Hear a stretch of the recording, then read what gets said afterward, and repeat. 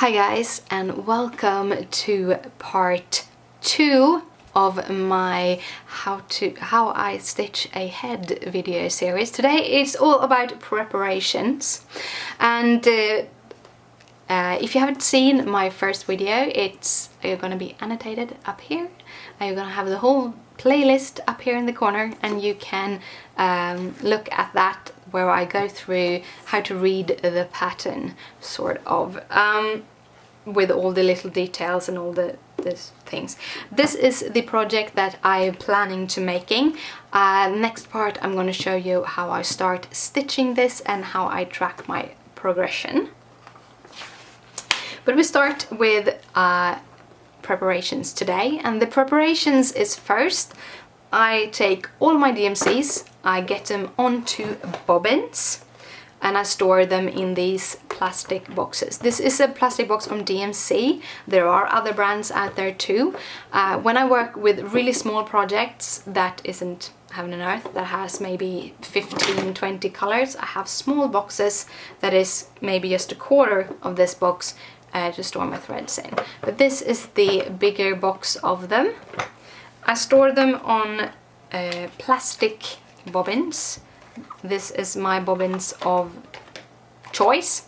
The box comes with 50 of these, which is in some cardstock. I think they are a little bit too flimsy for my personal view, so I buy the plastic ones. Them I can reuse. I can use them as many times as I want. I write the number with the help of one of these permanent markers.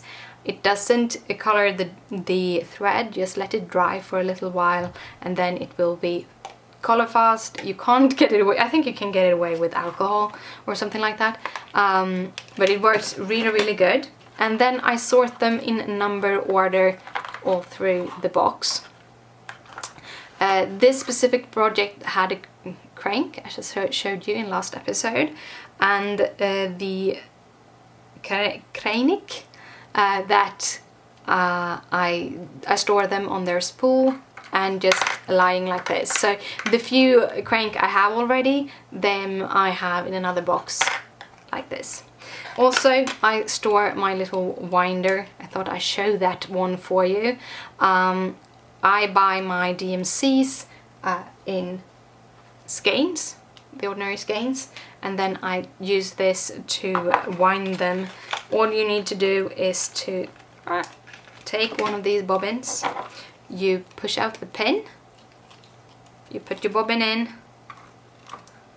like that, then you take your thread around and then you just have the handle. They are very good. For my first time of having these kind of bobbins, I did not get one, but after winding like 20 or 25, I actually ended up buying this. I think it's like £3 or something, so it's not even expensive and it goes so much faster. So yes, so that is my box of my DMC for this project. I don't longer use thread cards or anything. I use them directly on the bobbins. I have some bobbins where I have stored the leftover thread from a length like this, but usually I just add them to the bobbin itself when I'm done and use them on the next project, so that then I actually save a lot of thread by not throwing away the odds and ends. And that was the kind of thread storage preparations for that. Then we have the fabric. So here is my fabric, and I thought I'd talk a little bit first. I choose to use 25 count linen. That is, or even weave, that is my fabric of choice. And that also matched up with the amount of threads that they have recommended you buy. You can use whatever fabric you are comfortable stitching on, and that is very important. This is a project you are going to have for a very long time, so be very comfortable in stitching on the fabric. When you stitch on 25 count, you stitch over one thread. for Heaven and Earth design projects. So you see you have all the threads. Usually when you stitch on even weave or linen, you stitch over 2 threads, making a box of 2 threads that way and 2 threads that way. But for Heaven and Earth designs, you stitch over 1. And if you are a stitcher that pulls your stitches pretty hard, then I would recommend going for maybe a 22 count hardhanger or a 18 count AIDA, because I think those are better, makes it much easier for you to work with. But I love my 25 counts. I love how they end up, the stitches end up and everything. It's beautiful. Now I have a couple of needles here, so I'm gonna show you, because I first stitched my edge with my sewing machine. You can throw the edges by hand. I did that for many years. Some people use masking tape. I think there are some solutions that you can add on that calls no fray or something like that. I chose to sew because I feel that is a very good thing that keeps it long. It doesn't get sticky or anything. And when I frame this, I usually just cut that little part away. Sometimes you don't need to, sometimes you need to, but I just do that. The fabric I'm using is 14 by 14 inches. They recommend that you have 3 inches borders on your fabric from the size of the pattern. So as this part says, it's 200 by 200 stitches. On my 25 count, that is 8 by 8 inches. And then I added 3 inches on either side, so I added a total of 6 extra inches on my fabric. So 8 plus 6 is 14. So I have 14 inches of my fabric. And then we have the third part of my preparation, and that is I grid my fabric. And when I mean what I grid my fabric, that is, I have prepared a little bit here. All of the patterns have a 10 by 10 grid on them, so they have thicker lines where the grid is. So every 10th stitches is a thicker line, and that gives you these boxes. I use thread and make these crosses every 10th step to give the illusion of a box. Other people use pens, like the soluble pens, and there are also, you can also buy already, I think it's called stitch fabric that already have these lines that you wash and then they are removed. I don't use pens because I know that some of my pens that I could use, you need to wash it out in 14 days or it will be permanent. Then you have other pens that will disappear after 14 days automatically. What I am afraid of is that these projects, not only you will use them a long time, they will sit on the walls for a long time, so I'm worried that the ink will come back and show again. So that is why I choose to use thread. And I'm actually not using thread, I use fishing line. And there's a whole bunch of reasons why I use fishing line. One being that a fishing line is one thread, which means you can't really split it with your needle, which makes it doesn't get stuck in your embroidery. And when I have done my whole cross stitch, I just pull the threads out. Sometimes you have to pull them a little in the middle and a little over here, but it's really easy to pull them out. I've done it out of several projects before. What kind of thread you use, it's just or fishing line, is up to you. I have 2 different ones because I like having a variation. They are both 0.25 millimeters. There are, I think, 0.2 millimeters that should be a little bit thinner than these fishing lines. But this is my favorite. So when I do a project, I first use some needles. These are just these glass-headed pony simple needles. You can use stitch counter needles. There are beautiful project counter needles out there. I fold my fabric on the middle and I put in a needle approximately, not exactly in the middle, but about the middle. Then I fold it again and I put it on that fold line, so then I can see where I have the middle. And this is how I grid. So to start gridding, I first find the middle, and I do this because then I can get that even plus signs. I have another gridding video, can annotate it here maybe, where I just do the lines, because you don't really need to have them even. I just kind of like having them even. It's something about being that organized. But I find the middle by letting my needles and just following those two counting needles, and that is my middle. From my middle I count out 2 threads or 2 stitches. So if you would do this on Ida, you would just count 2 boxes. I get my needle down, then I count 2, 4 and 6. A total of 6. I let my needle go under 6 threads. Let's see, I have a little fold on my thread. I folded it before I started stitching. This thread is a little bit longer than the width of the fabric, and then I folded it so it had a little crunchy thingy just in the middle, because then I can try to keep that in the middle. Then I know I have enough thread to go in both directions. So first I do this in this direction. On the top side I count 4.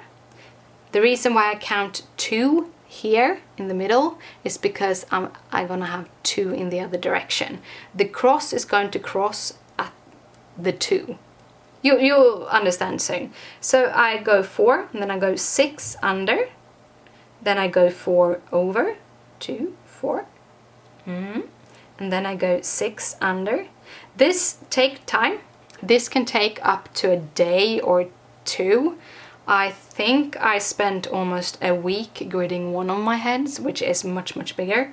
So it takes time. It's a preparation, but I feel that I make much less mistakes having the grid in place. And also it makes me a faster stitcher. I have to count less and stitch more. So that is the reason why I chose to do this. This is nothing you have to do. This is, I have found that I stitch much faster after doing this. But I'll be right back after I have stitched this end of the thread. Now I have stitched the whole half side. Now I'm going to stitch the other.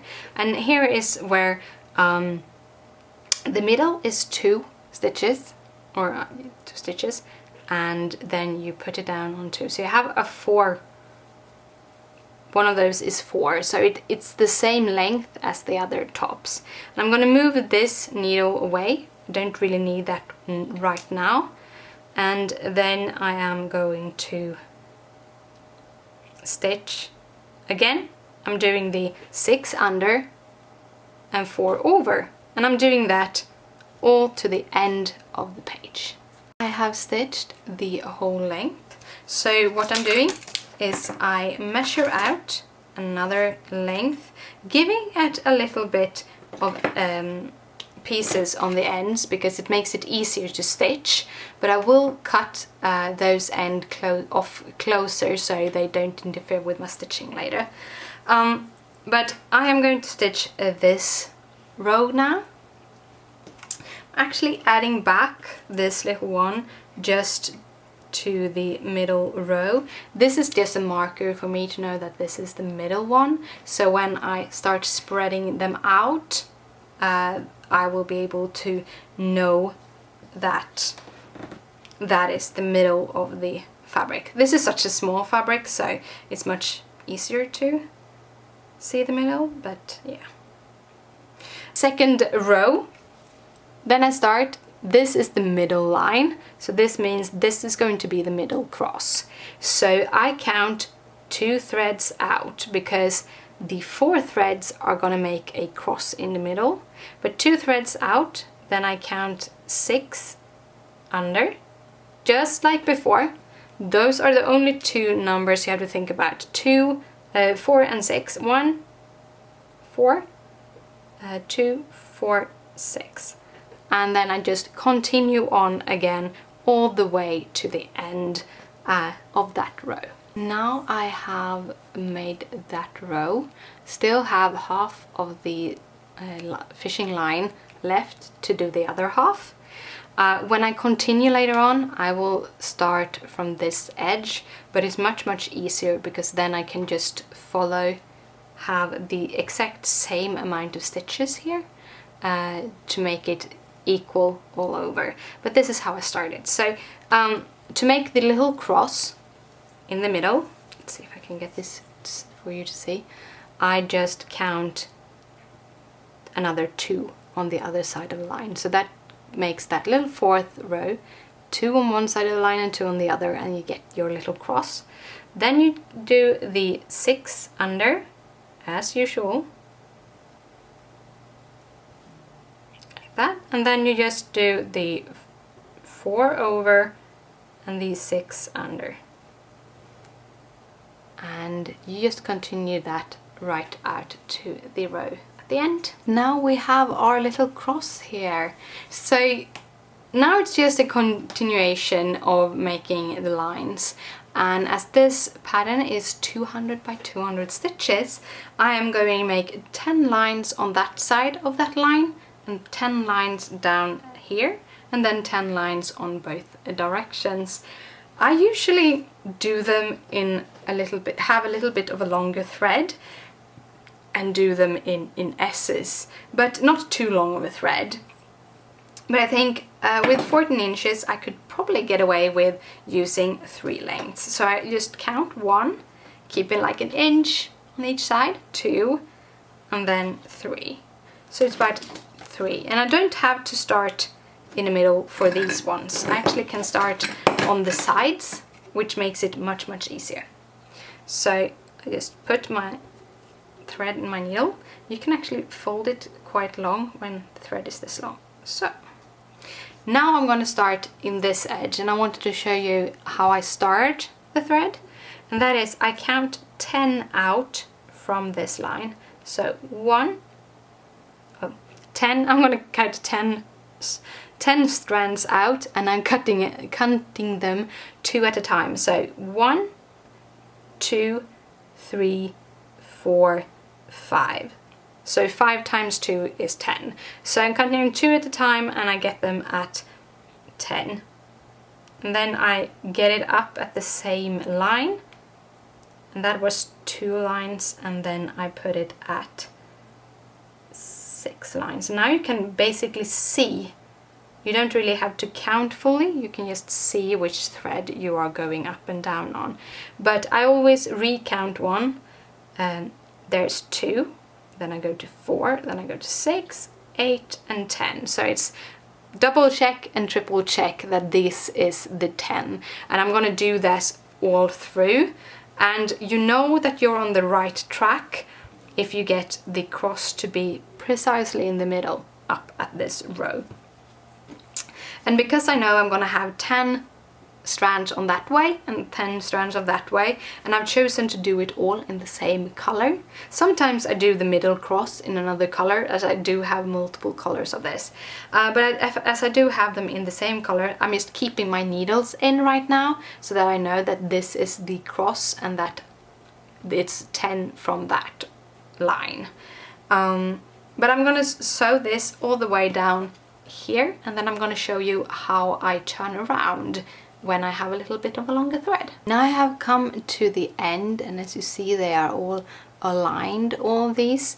Later I will cross them with the other threads that go in the other direction.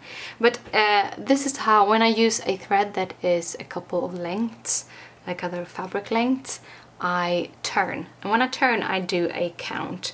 And what I do is I count up to 3 strands. Let's see, 1, 2, 3 strands. So I get a little, now I got stuck in the thread instead. I count 1 all the way to 3, and then I count 4. 1, 2, 3, 4, and then I go down in that 4th, and then I go around with my needle and I count 1, 2, 3. If you can see that, because then I get 10. 3 plus 4 plus 3 equals 10. Then I can count this up here. 2, 4, 6, 8, 10. Then I have this little seam, sort of, around it. It holds the fabric, but it also holds the thread, which also helps it from accidentally be pulled out, because that can happen sometimes, but this helps it. And when you then will remove the grid, you just cut here and you can just pull the threads. So it's really, really easy. And then I just go back on upwards, and I'm going to do this for a little while because it takes time, and I'm going to come back to you and show you the end result. And I'm back, and it is all stitched up with the grid. So this is how the grid looks. It's a lot of things to do. For you it just was a blink of an eye. For me it took a couple of hours, but for me personally, by gridding, by taking those couple of hours that it takes for me to grid, I win for it in the long run. I don't frog at all as much as I did before. I don't do that many folds, because then I can kind of concentrate. If I would work in this little corner, I could concentrate on those, and it's much easier to count because I can have it really good on the pattern. So that is why I do my gridding. And that was a part 1 done. And if you are looking on this video for in a later date, there will be a annotation up here which will take you to the whole playlist if you're not already watching it. Otherwise the video will be up in a day or 2 for the 3rd part, where I kind of show you how I cross stitch, how I track my cross stitching and such. So thank you so much for watching. If you have any questions, just comment down below. Down below I have all the details to HAED and such, and I hope you enjoy my video. I see you later. Bye!